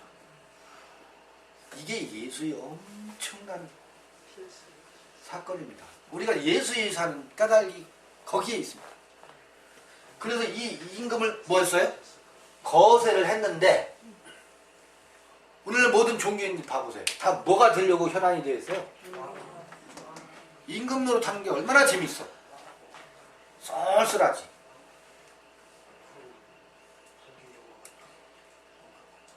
저도 여기서 임금 노릇하려고 내려왔어요. 왕 노릇하려고. 그러면 여러분들이 박살내야 돼. 여긴 그게 용납이 되는 곳이 아니잖아요. 여긴 그거를 여기 와서 그 똥폼을 잡았다가 개망신당해요. 여기서. 그런데 요거 하려고 한다. 또 중간 보스 이거 내려놔야 돼. 장군 요거 내려놔야 됩니다. 부자 요거 박살나야 돼요. 들통나야 돼요. 이게 들통나서 내가 여기에 취해 있네. 이 술에 취해 있네. 여기에 취해 있네. 여기에 취해 있네. 내가 말씀 좀 안다고 이 말씀 가지고 휘두르는 부자네. 요게 취해 있는 것을 내가 들통나야 돼. 강한 자? 아니에요. 이게 뭐가 전부 이게 아파르가 돼야 돼요. 아파르. 종 아니라니까. 나는 늘 종으로 살려고 하는 사람이 있어요. 누구? 이 왕족이나 장군 말만 들으려고 하는 사람이 있어요. 맞아. 그 사람 말이라니까. 그거는 그 사람에게 맞는 거지. 왜 내가 종으로 살려고 그래요? 종으로부터 제발. 왜냐면 종은 편하거든요. 시키는 대로만 하면 되니까. 스스로 판단 안 해도 되거든. 스스로 결정 안 해도 되거든. 왜? 주인이 결정해 주는 대로 따르기만 하면 되니까. 이것에 아주 찌들려 있어요. 이게 찌들려 있어. 아주 지독한 질병이야 이게. 임금의 데려가는 질병이나 종으로 살겠다는 질병이나 똑같은 질병이에요. 쌤이에요. 쌤이야. 두 눈 있잖아. 두 눈. 코 있잖아. 귀 있잖아. 입 있잖아요. 팔 있잖아요. 손 있잖아요. 왜 귀 막고 눈 가리고 자기 입을 봉하고 시키는 대로만 살려고 해요. 목사님 말씀이니까 제발 그러지 마세요. 목사님 말씀 듣다가 이 모양 이 꼴 됐잖아. 절대 듣지 마세요. 생명의 소리만 들으세요. 여호수아와 갈렙의 인도를 받으세요. 나는 나 하나님의 마음, 그 마음을 따르세요. 그 마음이 어디에 있어요? 여러분 안에 있지. 여러분 안에 있지. 밖에 있는 놈은 다 도둑놈들이라니까. 나를 노략질하고 죽이고 내 앞에서 장군 되려고 하고 왕족 되려고 하고 임금 되려고 하는 다 도둑놈들이라니까, 밖에 있는 놈들은. 제가 당해봐서 알아요. 저도 이러려고 하다가 아닌 게 묘하고 여러분들하고 같이 이 여행을 하는 겁니다. 이게 여섯째 인을 뗄 때, 그 하늘이 떠나갈 때, 그 땅이 흔들릴 때 나타나는 현상이잖아요. 이거 정말 신나는 얘기 아니에요? 두려운 얘기죠. 왜냐하면 이제는 부모가 없이 내 스스로 살아야 되니까. 엄마 아버지가 다 해줬었는데 이제 내가 해야 되니까. 근데 이건 신나는 일이에요. 두려움이 아니고. 두려움이 잠깐 살짝 그림자로 찾아오지만 두려워하지 말라는 거예요. 이게 이 시대에 우리에게 요한을 통해서, 계시록을 통해서 우리에게 보여지는, 이제라도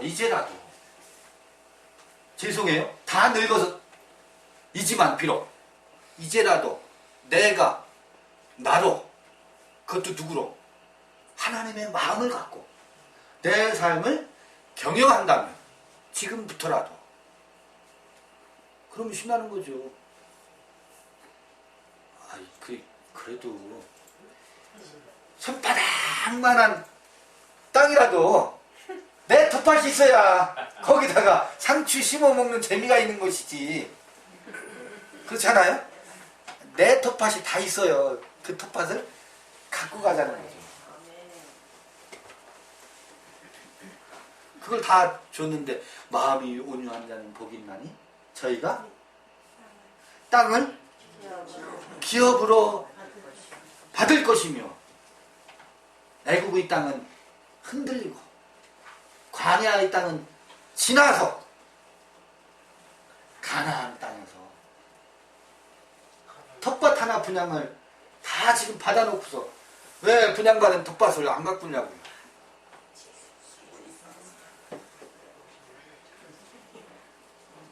그건 값으로 계산할 수 없는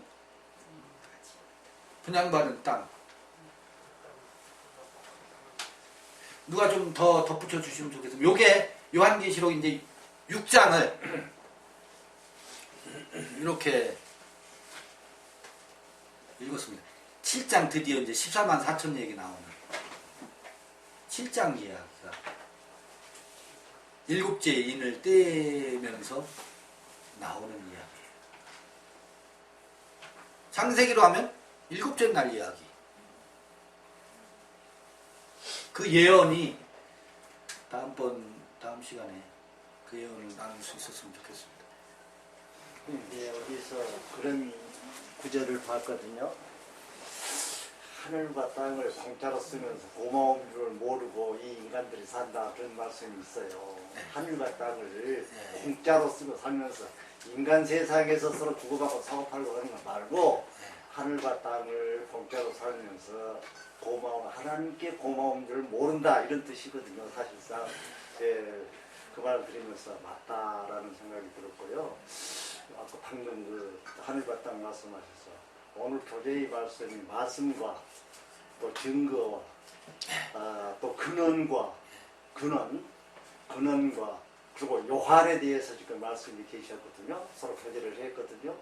요한은 선지자 이사야의 말대로 주기를 곱게 하기 위해서 광야에서 외치는 소리라고 그랬어요. 그건 이제 세례 요한이고, 세례 요한. 요건 이제 사도 요한이고. 그러니까 그래서 저는 그거를 어떻게 구분해봤냐면, 내 나름대로 이 교재에 있기 전에, 자, 사람한테는 소리가 있고 짐승 소리도 있고 네.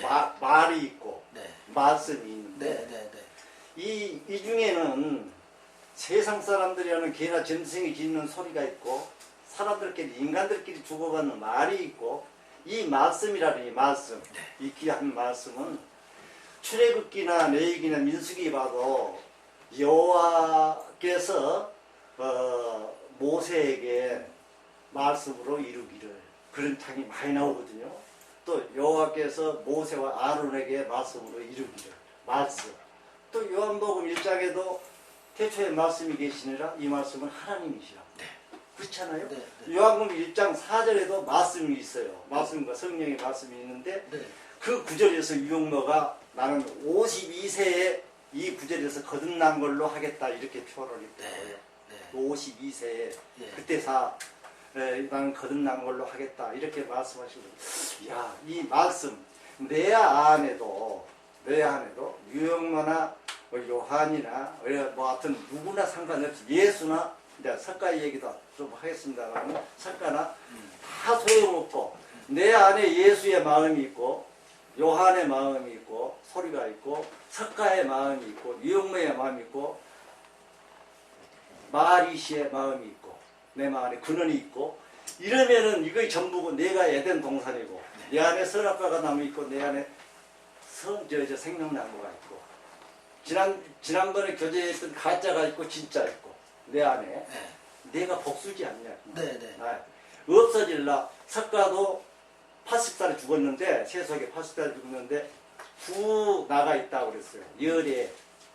하나의 열애는 생신이고 하나의 열애는 법진이다. 그런데 그 여자는 같은 여자거든요. 올 여자고. 그러면 이 생신이란 이 나는 뭐냐면 생로병사에 죽는 몸이에요. 없어질 몸이에요. 네. 나도 지금 78이니까 2년 후면은 낙인의 길이 끝나거든요. 사실 석가도 낙인의 길이 그때 끝난다고 그랬어. 그때 80살에 죽었어요. 석가도. 근데 법신은 나타나거나 나타나지 않거나 영원한 거예요. 그게가 진짜거든요. 네. 나한테 나중에 그게 진짜 아닙니까? 네. 나도 내 안에 아까 나는 나다. 겉에 나가 아니라 나의 진짜 나가 또 있다. 이거 복수다 그 말이죠. 이게 나다. 유영모도 얘기했잖아요. 몸 나가 있고 얼나가 있다.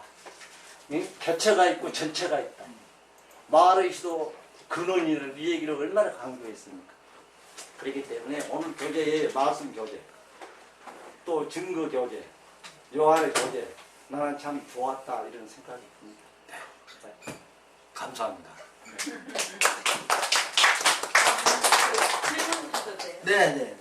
그 여호수아가 이제 그 가나안에 들어가고 그 이제 다른 신을 그 신 중에서 나는 오직 여호와만 섬기겠노라 나와 내 집은 오직 여호와만 섬기겠노라 고백했잖아요.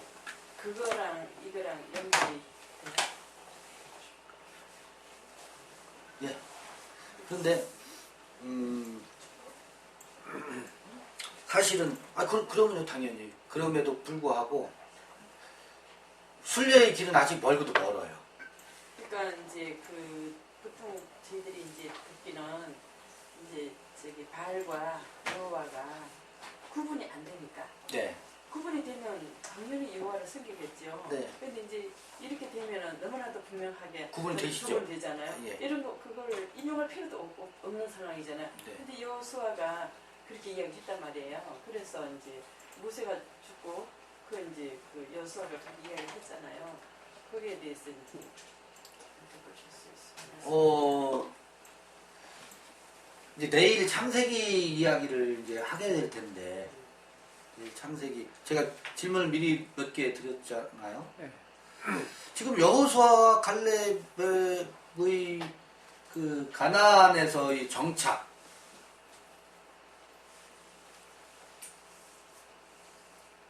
근데 그 정착이 아니잖아요. 그렇지. 바벨론 또 바벨론으로 포로로 잡혀가잖아요. 이 기가 막힌 이야기. 그 질문에 답이 다 있습니다.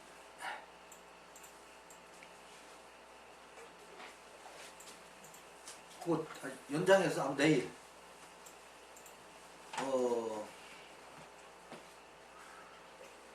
이야기 될 것 같아요. 도대체 우리가 잘못 알고 있는 게 있었어. 선 악을 알게 하는 지식의 나무가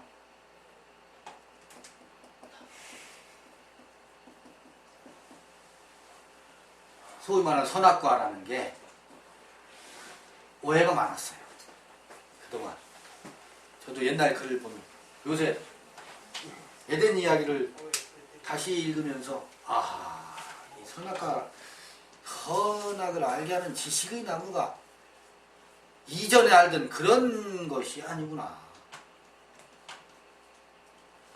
그래서 이제 내일 이 토론을 할 터인데, 그게 이제 여호수아와 갈렙 이후의 이야기예요. 이후의 이야기예요. 그 내일 토론해 보시죠. 그러면서 그 질문이 저절로 풀려지시길 바래요.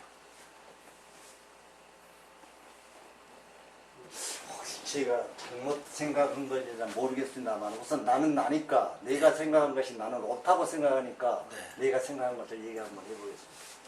출애굽기를 읽다가 이 그 모세가 자기 장인 이드로 양을 치다가 세편으로 양을 몰고 가다가 산 호렙에서 네. 떨기나무에 불 붙은 모습을 봤잖아요. 그래서 다시 되돌아서 그 떨기나무에 불 붙은 모습을 확인하러 간다고 갔잖아요. 갔을 때 이게 아주 그 논사진가는 모르지만 여러분들 생각 한번 해보십시오. 그 여호수아께서 모세야 이거는 거룩한 곳이니 이 서 있는 곳에서 신을 벗어라. 신을 벗어라 했잖아요. 그래서 나는 혼자 자다가 이불 속에서 자다가 그 신이 뭘까 하다가 하하 아주 그 얘기들처럼 신은 내 육체 덩어리를 어떻게 보면 태우고 다니는 신이라는 얘기요. 그런 뜻의 얘기겠느냐? 그래 아니다. 그런 뜻도 있다마는 네가 생각하는 네 육체의 몸을 벗어라. 이거 거룩한 것이다. 네 생각은 틀린 것이다. 네 생각은 내 생각과 틀린 것이다. 이런 것으로 내가 이해를 받아들였거든요. 네. 이런 것을 그래서 하하 내 지금 육신의 생활이 이 세상에서 육신의 생활이 하는 과정에서 참 힘들어요. 네. 우리 가정 내에서 특이한 얘기를 해서 좀 어렵습니다만은 매사 매건이 이러다가 다투어요. 다투어. 너무나도 정확하게 아마 재단을 짓니라고 그러는지 노아 방규를 맞니라고 규비를 맞추는지 1cm 1mm만 틀려도 하루에 이러고도 끝에 머리 가서 5분 사이에 뭐죠 이렇게 아주 죽을 맛이거든요. 그래 내 몸을 신을 벗는 내 몸을 훈련시키라고 이러는 것인지 어떤 것인지 모르겠다 해가지고 지금 참 방금 말씀대로 갈렙과 여호수아처럼 돼야 되는데 아직 그러려면 난 너무 같아요. 힘들어가지고 스승이 이런 과정을 지금 가고 있어요. 주관장님이 좋으시거든요. 뭐가 지금 이제 듣는 모양인데 아직까지 젊으신 게 힘들어요. 비올라가 아직 있으셔서 좋으시겠어요. 이렇게 나가 있다는 건데 그래서 톨스토이도 대부분의 톨스토이도 82세에 출가를 했더라고요. 출가를 했는지 나도 출가를 해야 되는 거야. 출가 말고 같이 하고 싶어요. 같이 하고 싶으신 거예요.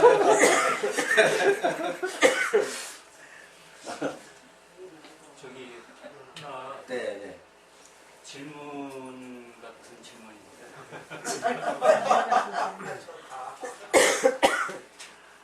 아까 그 6장 12절에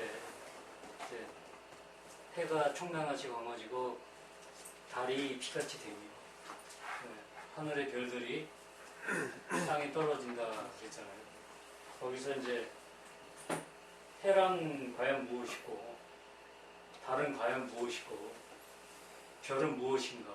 그러니까 자연상으로 비교한다면 해는 스스로 빛나는 그러니까 마음을 비춰주는 내 속에서 스스로 작동하는 그 어떤 나의 마음의 그 중심에 있는 그거라 생각할 수 있고요.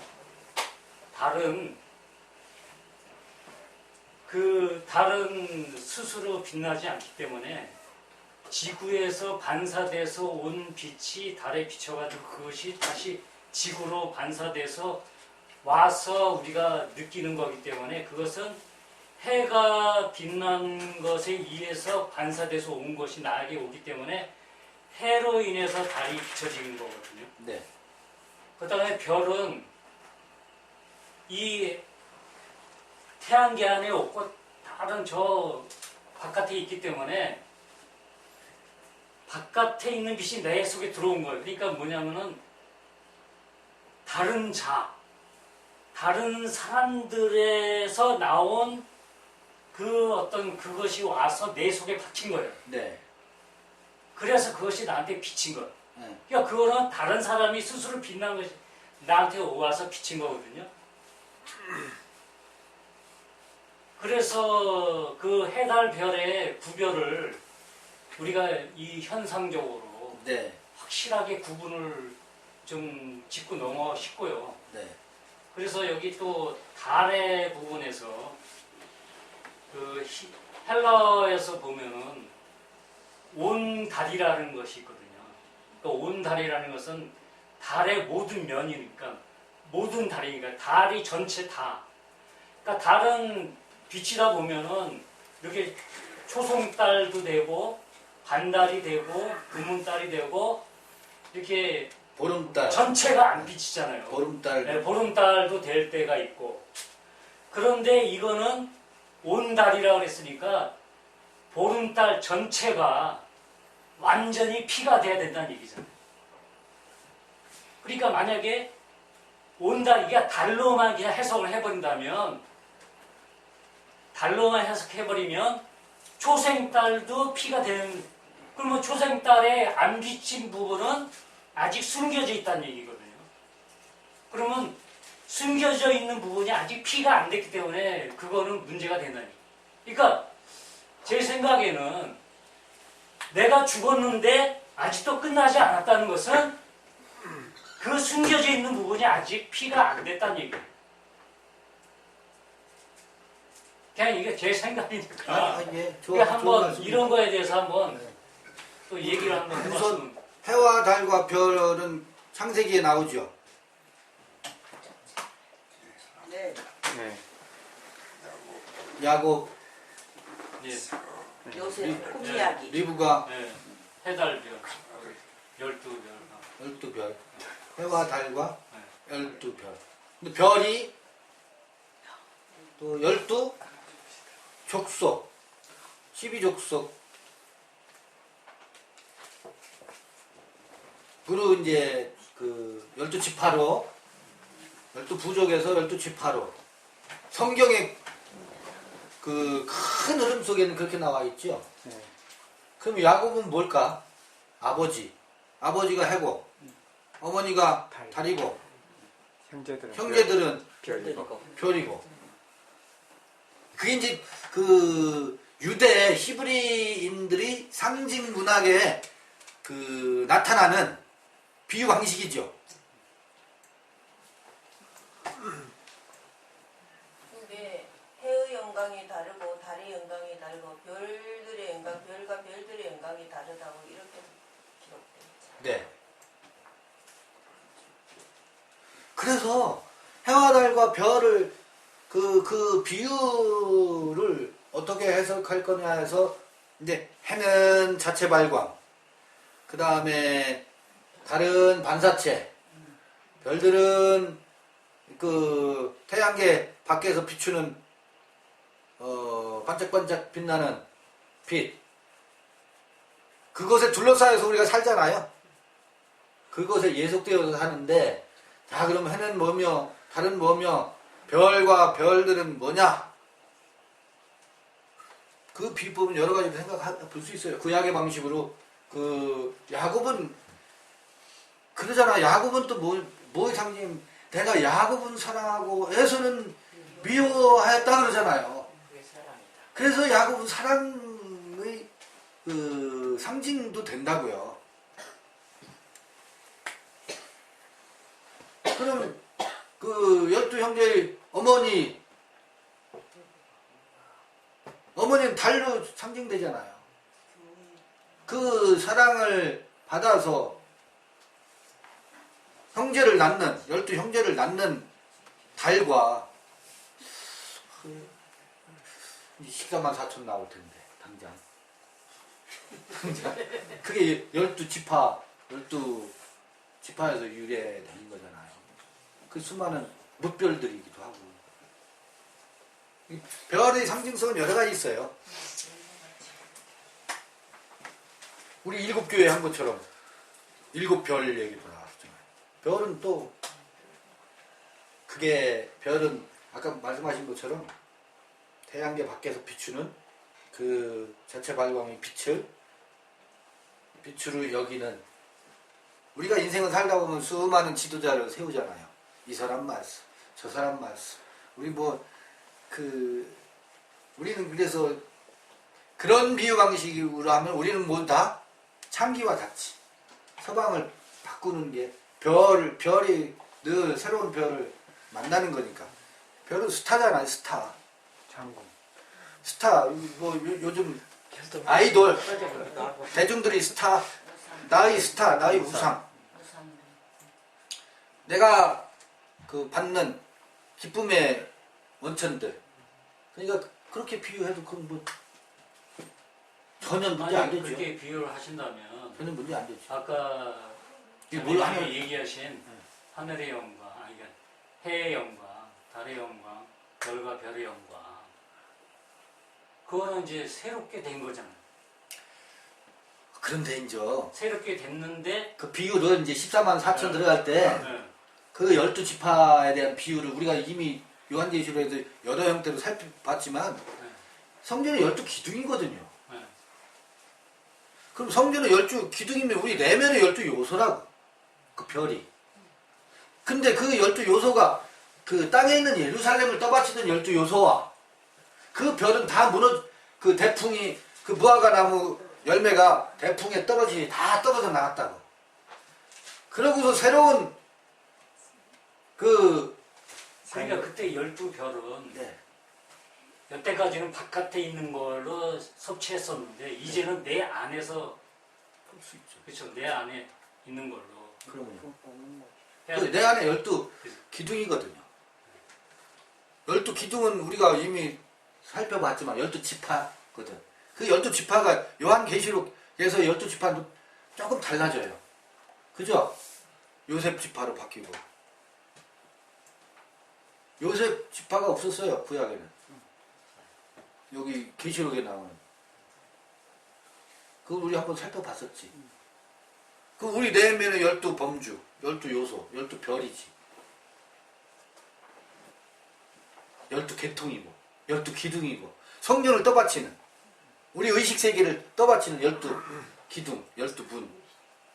그것에 의해서 14만 4천이 이제 풀이되고 드러나죠.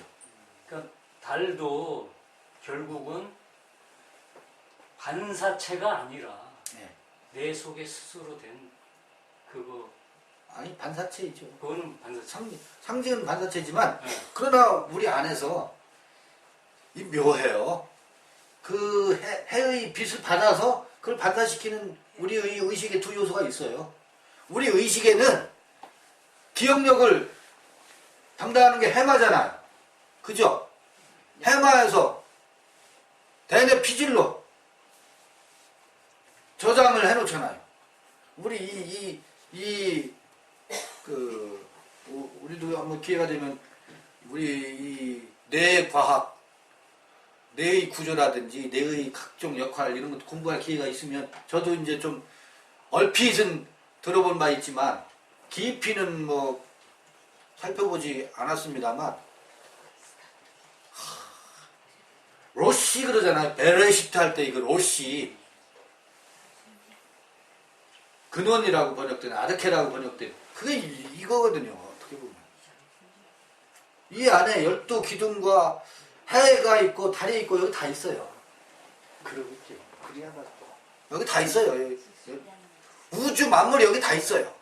바다도 있고 땅도 있고 성경이 이 안에가 다 있고. 다 있어요. 질 창조가 여기 안에서 다 이루어진다. 그러면 이제 그게 이제 그렇게 네. 그렇게 상징적 비유가 네. 우리 내면화되는 과정에서 네. 다 창조의 세계가 구체화되죠. 네. 그러니까 해와 달은 아버지와 어머니 역할을 하는데 그러면 별들은 자식들의 역할을 하잖아요. 네. 네? 자식들의 역할. 그러면 결국은 카이로스 시간대로 얘기해서 크로노스가 아니라 카이로스 시간대로 얘기해서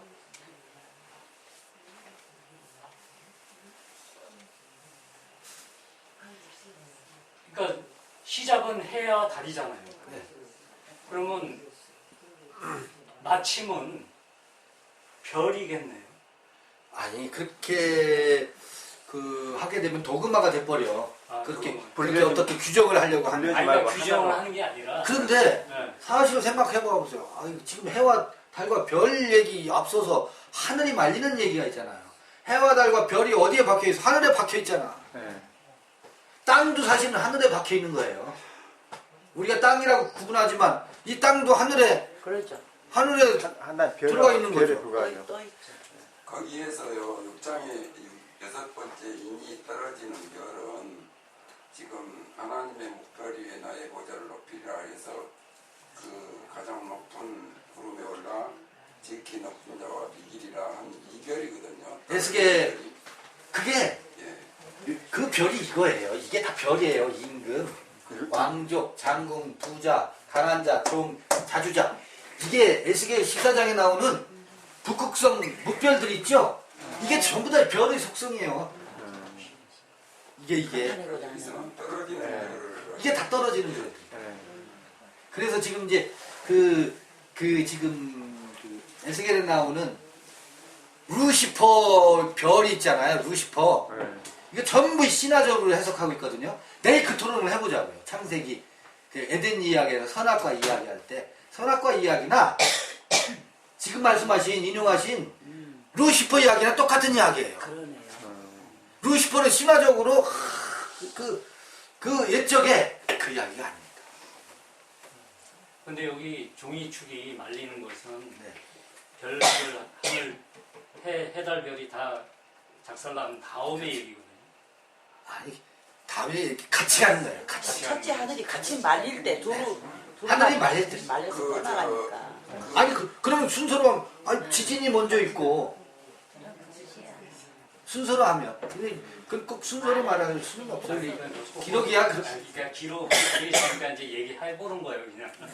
한번 얘기해봐서 과연 이제 그러는 거지. 뭐 저도 이걸 뭐 순서대로 보는 게 아니고 우리가 이제 아니 지금 하늘이 말리는데 뭐 이것도 저것도 구분학생가 어떻게 바꾸죠? 한 가지 더 질문. 네네. 그러면 이 원어적으로 하는데 이제 이렇게 낱말로 풀이할 때도 있지만은 네. 전체적인 색깔로 풀이할 때도 있잖아요. 저는 낱말의 낱말 사전적 의미도 참고하지만 사전적 의미에 종속되지 않아요. 문맥과 흐름, 큰 흐름에서 어차피 사전도요 학자들이 그 사전 그 단어의 무수한 사례, 어원 이런 걸 가지고 편찬한 것이지 사전이 다 맞지 않아요. 다 맞지 않습니다. 그렇기 때문에 그 전체적인 틀 그럼요. 예. 그래서 문맥과 이게 나가야 돼요. 더 많은 그 흐름을 파악한 사람들이 사전을 편찬하게 되면 새로운 의견들이 들어갈 수 있죠. 그래서 사전은 고정적인 게 아니에요. 의미예요. 의미가 확정적인 건 아니에요. 학자들의 다양한 것을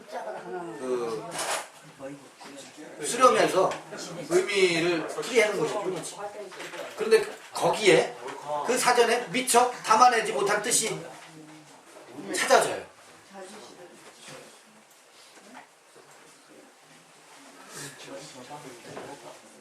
갈렙 같은 경우는 사전에 그런 의미가 없잖아요. 그러니까 그게 사전에는 그게 이제 충전이라 하잖아요. 그러면 그게 이제 율법이 되잖아요. 그럼요.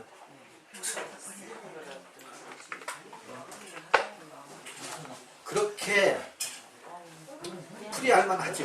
율법에 속해 있으면. 오직 법계만을 향해서 법계를 앞세워서 따라가는 거니까 충견이지. 그 예적 시각과 세계관으로 보면. 그 갈렙의 뜻이요 공격자의 의미도 있습니다. 그래서 가나안을 지금 공격을 해서 정복을 해야 되거든요.